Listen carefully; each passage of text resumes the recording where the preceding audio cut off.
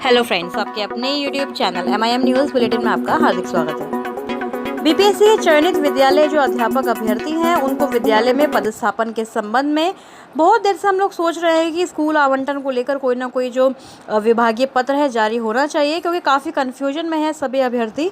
और अभी थोड़ी देर पहले विभागीय पत्र जो है जारी किया गया है। सबसे पहले जिला शिक्षा पदाधिकारी नालंदा जिले के जो है उन्होंने पत्र जारी करते हुए बताया है, उन्होंने सभी प्रखंड शिक्षा पदाधिकारियों को पत्र लिखा और उन्होंने उसका विषय भी यही बनाया कि बीपीएससी से चयनित विद्यालय अध्यापक अभ्यर्थियों को विद्यालय में पदस्थापन के संबंध में।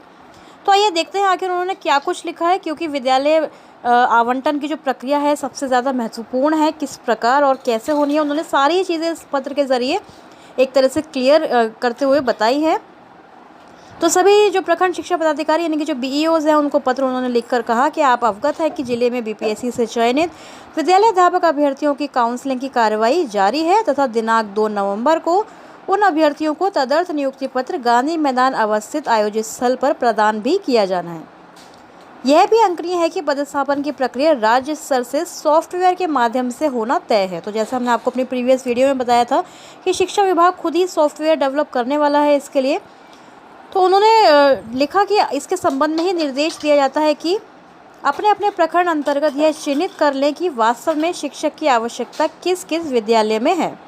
यानी कि सभी जो प्रखंड के BEOs हैं सबको उन्होंने निर्देश दिया है। साथ में बोला है कि प्राथमिकता के आधार पर उत्क्रमित उच्च विद्यालय में रिक्त पद पर विशेष ध्यान देने की आवश्यकता है। यानी कि जो उत्क्रमित हुए हैं उच्च विद्यालय, क्योंकि उनमें एक भी शिक्षक नहीं है, इसलिए वहाँ पर विशेष जो है ध्यान देना है।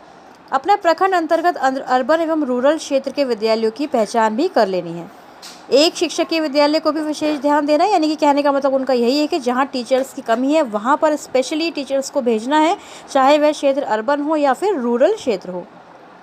अंतिम पॉइंट में उन्होंने कहा कि अपने अपने प्रखंड अंतर्गत अवस्थित सभी प्रकार के विद्यालयों का अद्यतन पदस्थापन विवरणी तैयार कर सुरक्षित रखनी है, जिसमें विशेषकर वास्तविक छात्रों उपस्थिति वर्ग 1 से 5 कोटि में कार्यरत शिक्षकों की संख्या रहेगी, 6 to 8, 9 to 12 कोटि में सभी कार्यरत शिक्षकों की संख्या तथा बीपीएससी में चयनित शिक्षकों का विद्यालयवार ब्यौरा उपलब्ध रहना आवश्यक है। अतः अनुरोध है कि उक्त संबंधित पूर्ण टेबल वर्क तैयार कर अपने कार्यालय में सुरक्षित रखें और ऐसी संभावना है कि 28 अक्टूबर को ही उक्त प्रतिवेदन के साथ आपकी उपस्थिति जिले से ली जाएगी। तो 28 तारीख को ये शायद मीटिंग करने वाले हैं सभी BEOs के साथ, इसलिए सारा जो डेटा है टेबल वर्क इनको तैयार करने का निर्देश DEO जो है नालंदा जिले के उन्होंने दिया है। तो ये सारी जो प्रक्रिया है बिल्कुल चल रही है विभाग में, और 26 तारीख यानी कि आज की ही डेट का जो लेटर है अभी थोड़ी ही देर पहले जारी किया गया है। इस तरह से हम अन्य जिलों का पत्र भी जारी होते हुए भी देखेंगे। तो VC के माध्यम से जैसा आप जानते हैं कि जो ACS हैं, अपर मुख्य सचिव हैं KK पाठक, इनको लगातार DEOs को निर्देश दे रहे हैं। तो उनके निर्देश के अनुसार ये आगे की कार्रवाई आगे बढ़ रही है। तो देखना होगा कि किस प्रकार से BEOs जो है सारा डेटा अरेंज करके बताएंगे कि किस विद्यालय में किस विषय के कितने टीचर्स हैं। सारा डेटा ये लोग तैयार करेंगे, रेडी करेंगे, और फिर मीटिंग के ज़रिए सारी जो जानकारी है आगे दी जाएगी DEOs को, और DEOs को फॉरवर्ड करेंगे आगे शिक्षा विभाग में।